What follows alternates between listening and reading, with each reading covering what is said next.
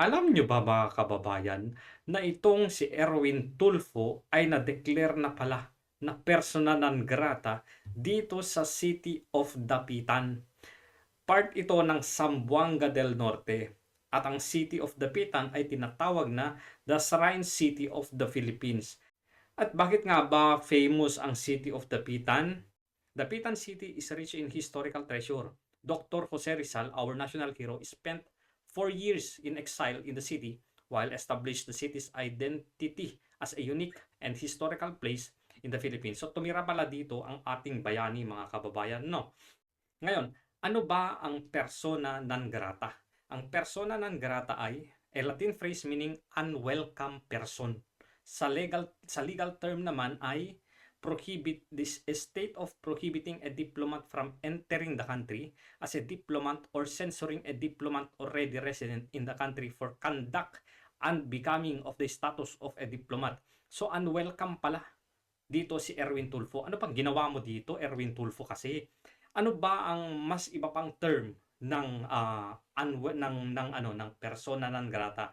Ang sabi dito ay misfit. So hindi ka fit doon sa kanilang lugar, paraya, unwanted, grabe unwanted, objectable person, outcast, undesirable, unacceptable person. Ito hindi ko alam kung paano i-translate nga natin. Yan. Bet wala. Inano lang yung meaning din. So, balik tayo dito sa eto. Bakit nga ba? Ano ba ang ginawa? Medyo nakakatawa to, pero meron talaga silang basehan eh. May karapatan talaga sila eh. No, eto. Zamboanga del Norte, Philippines. The Sangguniang Panlunsod City Council of Dapitan on Tuesday, May 17, declared persona non grata news anchor and commentator Erwin Tulfo for mocking, insulting, and demeaning Dapitan and its people at the press conference during his recent visit. Grabe no? Grabe. Mocking, insulting, demeaning its people at a press conference during his recent visit. Yung nandun ka na, dumayo ka na sa lugar nila, ikaw pa yung nang insulto. Ikaw pa yung humatak pababa ng mga tao doon at taga doon sa Dapitan. Ang kapal din ang mukha talaga nitong Erwin Tulfo. Councilor voted unanimously to pass the resolution. Unanimous yung pagboto. Unwelcome ka dito, unfit ka dito, outcasted ka dito, hindi ka namin gusto dito, sabi nung councilors ng City of Dapitan. Declared Tulfo undesirable person. Grabe, sakit naman yan. Undesirable. Ayaw ka na, ayaw ka. Bilang tao, kinamumuhian ka namin. Ayaw ka namin dito, Erwin Tulfo. It was authored by Councilor Jasmine Hamoy, a retired school teacher. Ano bang ginawa mo dito, Erwin Tulfo? Grabe. Last April 28, Tulfo visited Dapitan City to campaign for party list group anti-crime and ito yung ACT-CIS. Grabe no, pumunta siya doon para ikampanya ang ACT-CIS, siya pa yung nang insulto. Grabe, ang kapal ng mukha. Tulfo was with former Dipolog City Mayor Evelyn Uy, who is running for mayor against re-electionist Dapitan Mayor Rosalina Halushos. When he met local media practitioners and blurted out statements about Dapitan that angered a lot of Dapitanos. Ano kaya yun? Grabe. Tulfo pointed out, among other things, that Dapitan shouldn't be considered a city since it does not have Jollibee. Grabe yung base. Grabe yung utak no. Kasi wala daw Jollibee. Kaya hindi na po pwedeng maging hindi na i-consider na city yung Dapitan. Dahil walang Jollibee. Ano ba naman yan, Erwin Tulfo? Alam mo ba kung kung ano ang requirements para yung isang lugar, yung isang town, makapag-apply bilang city?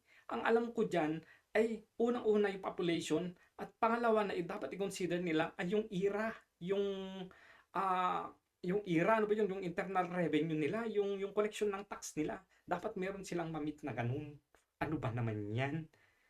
Ay sus, Diyos ko po, Mario Joseph, dahil wala daw Jollibee. It has only one bank. Iisa lang daw yung bangko nila.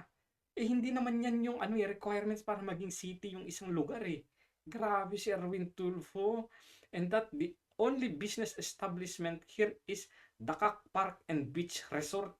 Wala daw Jollibee, isa ang bangko at yung mga business lang daw doon ay yung Dakak Park at yung mga beach resort. Ano ba 'yan? Sabi dito, pati yung police station gusto kong maiyak nung nakita ko. Pati police station pala inunsulto din. Tinanong ko yung driver kung diyan ba ikinulong si Rizal. Grabe naman. Binalaruha pati yung bayani natin. Grabe. Hindi naman daw. Estasyon ho ng pulis yun. Akala ko estasyon ng Guardia Civil. He said during the press conference, talagang minaliit niya. Talagang pinagtawanan niya mga kababayan. Yung Dapitan City. Sino ba naman ang hindi maiinsulto no? Sa ganitong klase. Grabe. So, mga taga-Dapitan, mga taga Zamboanga del Norte, huwag niyong kalimutan na merong ginawang ganito. Si Erwin Tulfo sa lugar ninyo. Yung police station ninyo, tinawag niyang estasyon ng Guardia Civil o tinanong din niya kung diyan ba daw ikinulong si Rizal. Grabe no? Grabe.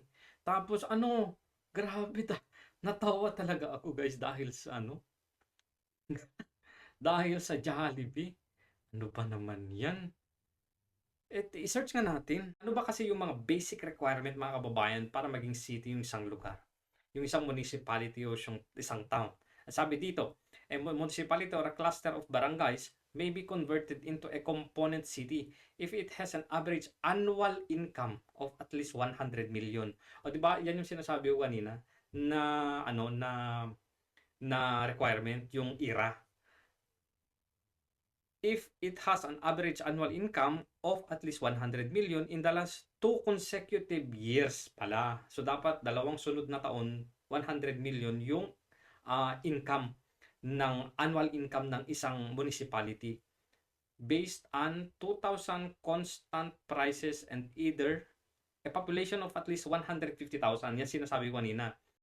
Wala naman sinasabi dito, Erwin Tulfo, na kung iisang bangko mo, hindi ka pwedeng maging city. O kaya kung iisa, walang Jollibee, tanga. Tanga talaga. Hindi ka pwedeng maging city. Yan ba ang magiging senador? Ha? Gusto nyo yan ang maging senador, mga kababayan?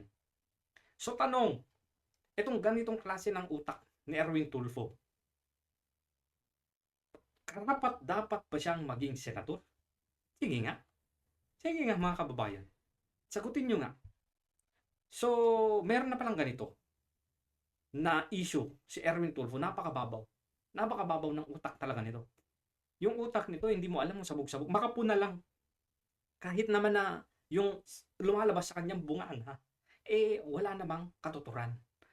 Napupuna mo yung mga ganitong kaliliit na bagay noon. Ngayong congressman ka na, ang daming anomalya na lumalabas sa gobyerno ngayon. Ang daming isyong pang nasyonal na nandyan na sa harapan mo.